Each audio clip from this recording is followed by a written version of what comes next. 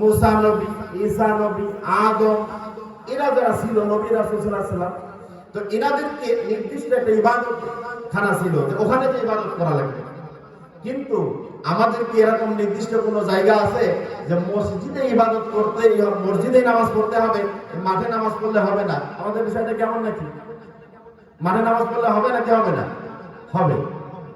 তার মানে আল্লাহ রাব্বুল আলামিন উম্মতে মুহাম্মাদী আমাদেরকে সারা বিশ্বের সমস্ত জায়গাকে মুসাল্লা অর্থাৎ নামাজের পার্টি জায়গা হিসেবে আমাদেরকে ছাড় দিয়েছেন, আলহামদুলিল্লাহ। 2 নাম্বার বিষয় হলো আমরা নামাজে দাঁড়ায় যাই, সারিবদ্ধভাবে নামাজে দাঁড়ায় যাই, যেভাবে ফেরেশতারা সারিবদ্ধভাবে দাঁড়ায়, অন্য কোন জাতির কাছে আল্লাহ রাব্বুল আলামিন এমন সুযোগ দেন নাই। অন্য কোন জাতির এই যে আমরা নামাজে যেভাবে সারিবদ্ধভাবে দাঁড়াই, অন্য কোন জাতির এই নিয়ম ছিল না। আল্লাহ আমাদেরকে এত সুন্দর একটা সুশৃঙ্খল নিয়ম দিয়ে দিয়েছেন। 3 নাম্বার বিশেষত্ব হলো আল্লাহ রাব্বুল আলামিন আমরা ওযু করব, পানি দিয়ে, পানি যদি না পাই, আল্লাহ রাব্বুল আলামিন আমাদেরকে সুযোগ করে দিয়েছেন, ও দুনিয়ার মানুষেরা, তোমরা যদি পানি না পাও তাহলে মাটি দিয়ে তোমরা তায়াম্মুম করে নিবে। মাটি দিয়ে যদি তোমরা তায়াম্মুম করে নিতে পারো তাহলে তোমরা পবিত্র, পাক পবিত্র হয়ে যাবে। সুবহানাল্লাহ। আপনারা তায়াম্মুম করেছেন কোনদিন? তো তায়াম্মুম করেছেন? অনেকে জানে যে তায়াম্মুম করার অনেকে ভয় পায়, জোরে বাবা তায়াম্মুম করলে তায়াম্মুমের কয় ফরজ? জি, তায়াম্মুমের 3 ফরজ নাকি ওযুর? ওযুর 4 ফরজ, তায়াম্মুমের 3 ফরজ। কি কি? 1 নম্বরে নিয়ত করা, 2 নম্বর মুখমণ্ডল মাসহ করা, আর 3 নম্বর হাত মাসহ করা। এটা আপনারা জানতে লাগে, অনেকে জানেন না, আজকে শিখে নেন।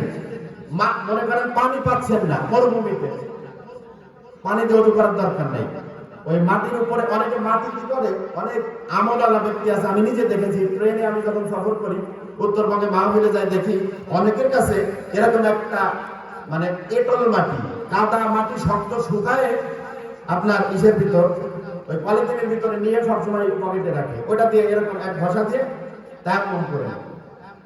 তারপরে তায়াম্মুম করবেন কিভাবে? মনে করেন এটা একটা মাটি, এই মাটির তলা এরকম থাবা দিবেন, অথবা যে কোনো মাটিতে এরকম দিয়ে এরকম হালকা একটা ঝাড়া দিতে হবে যাতে বেশি মাটি না থাকে। এরপর আগে নিয়োগ করতে হবে যে আমি নামাজ পড়ার জন্য তায়াম্মুম করতেছি। এরপরে এরকম পুরা মুখটা মাসহ করে ফেলবে। এবার 3 নম্বর যে কাজ, আরেকবার মাটিতে এরকম ঝাড়া দিবে, একইভাবে নিয়ে এভাবে প্রথমে ডান হাত এভাবে করে তল দিয়ে নিয়ে উপর দিয়ে করে এভাবে ছেড়ে দিতে হবে।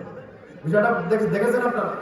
প্রথমে এই ডান হাত এই তল দিয়ে নিয়ে উপর দিয়ে ছেড়ে দিতে হবে, আর বাঁ হাত এভাবে করে নিয়ে ছেড়ে দিতে হবে। তেমন হয়ে গেল, এবার নামাজ পড়তে পারবেন, অসুবিধা নেই। তো এগুলো মাসালা জানা দরকার। আসলে আমরা অনেক সময় ছোটখাটো নামাজের বিষয় মাসালা অনেক সময় বলি না, আমরা মনে করি সবাই জানে, কিন্তু আমরা দেখি অনেক সময় এগুলো অনেকে জানে না। তো যাই হোক, মূল বিষয় এটা নয়, সময় সংক্ষেপ।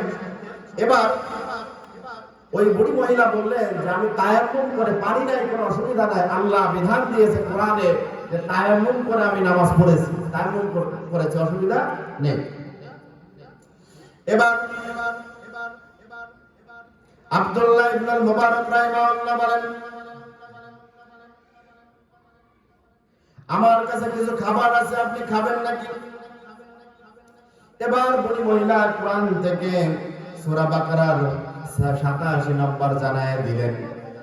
তিনি বলেন, রাত আসা পর্যন্ত তোমরা অপেক্ষা করো, অর্থাৎ আমি রোজা আছি, এখন আমি কিছু খাইতে পারবো না, আমার সূর্যাস্ত পর্যন্ত অপেক্ষা করতে হবে, আমি তখন খাইতে পারবো, আমি রোজা আছি।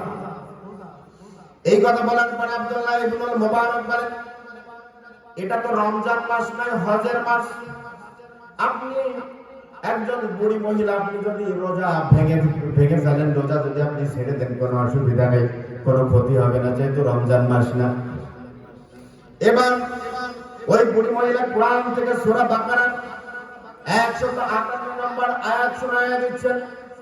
রব্বুল আলামিন বলেন, ومن تطوع خيرا فإن الله شاكر عليم الله أكبر এবার ওই বুড়ি মহিলা সূরা বাকারার 158 নম্বর আয়াত শুনে বলেন, যে ব্যক্তি সওয়াবের উদ্দেশ্যে নফল ইবাদত করে থাকে আল্লাহ রাব্বুল আলামিন তার কদর করে থাকেন এবং তিনি সব জানেন। সুবহানাল্লাহ। অর্থাৎ এই যে নফল ইবাদত যদি না করি কোনো গুনাহ আছে নাকি বলেন? এই যে নফল নামাজ আমি যদি না পড়ি, এক রাকাতও পড়বো না, আমার কোনো গুনাহ আছে নাকি? গুনাহ নেই। আপনারা মাসালা জানা উচিত। ফরজ না পড়লে গুনাহ আছে, ওয়াজিব না পড়লে গুনাহ আছে, কিন্তু নফল নামাজ, নফল রোজা না পড়লে কোনো গুনাহ নাই। গুনাহ নাই কিন্তু সওয়াব আছে। এই নফল ইবাদত এর এত দাম, আমরা ফরজ ইবাদত করতে গিয়ে ফরজ ইবাদতের ভিতরে যদি কোনো দোষ ত্রুটি হয়, কিয়ামতের ময়দানে এই নফল ইবাদত দ্বারা আল্লাহ ওই ফরজ ইবাদতের দোষ ত্রুটি দূর করে দিবেন। সুবহানাল্লাহ। এই জন্য বেশি বেশি নফল ইবাদত করা দরকার। অর্থাৎ ওই বুড়ি মহিলা বললেন যে আমি নফল ইবাদত, এটা আমার অনেক উপকারে আসবে, আল্লাহ আমাকে এটা বরকত দিবে, আমি এটা ছাড়তে পারবো না। এবার আব্দুল্লাহ ইবনে মুবারক রাহিমাহুল্লাহ বলেন, আপনি তো মুসাফির অবস্থায় আছেন, মুসাফির অবস্থায় তো রোজা না রাখলেও চলে, আপনি রোজাটা ছেড়ে দিতে পারেন। এবার ওই বুড়ি মহিলা বলেন, ওয়া আনতা সুমু খায়রুল লাকুম ইন কুনতুম তা'লামুন। আল্লাহু আকবার। ওই বুড়ি মহিলা এবার সূরা বাকারার 184 নম্বর আয়াত শোনায় দিয়েছেন যে তোমরা যদি জানতে যে রোজা রাখা ভালো মনে করতে, মানে রোজা রাখা, নফল রোজা রাখা যে কত সওয়াবের কাজ, এটা তো যদি তোমরা জানতে তাহলে তোমরা নফল রোজা রাখতে। অনেক সোমবার, বৃহস্পতিবার, সপ্তাহের প্রতি মাসের আরবি চাঁদের 13, 14, 15 এরকম সুন্নাত রোজাগুলো তোমরা রাখতে ছেড়ে দিতে না, যদি এর মর্যাদা জানো। এভাবে করে বুড়ি মহিলা আব্দুল্লাহ ইবনে মুবারককে বোঝাচ্ছেন।